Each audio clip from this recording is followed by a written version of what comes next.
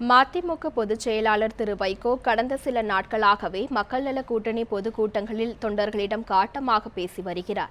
திருநெல்வேலி, சங்கரன்கோவில் மற்றும் கோவில்பட்டியில் நேற்று நடைபெற்ற பொதுக்கூட்டங்களில் கோஷமிட்ட தொண்டர்களை வைகோ கடுமையாக கண்டித்த காட்சிகளை இப்பொழுது பார்க்கலாம்.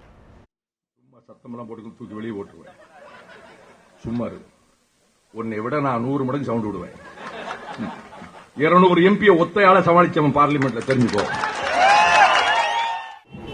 இது 5வது கட்ட பிரச்சார பயணம். 5 கட்சிகள் இணைந்திருக்கிறோம். முத்தரசன் பஞ்சபாண்டவர்கள் என்று சொன்னார்.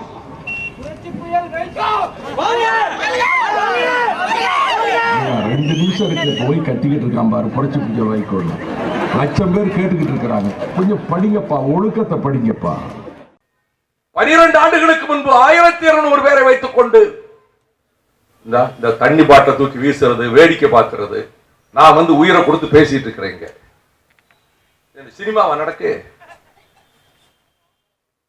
எல்லாம் வெயில்ல சாப்பிடாம இருந்து கேட்டுக்கிட்டு இருக்கிறாங்க. நான் என்னைக்கு பேசாதது இன்னைக்கு பேசிட்டு இருக்கிறேன். வாழ்க்கையில ஒரு தடவை தான் ஒரு சந்தர்ப்பம் வரும், அதை அன்னைக்கே பாத்துறோம்னு முடிவு உள்ளவன். இனி ஒரு சந்தர்ப்பம் எனக்கு வருதோ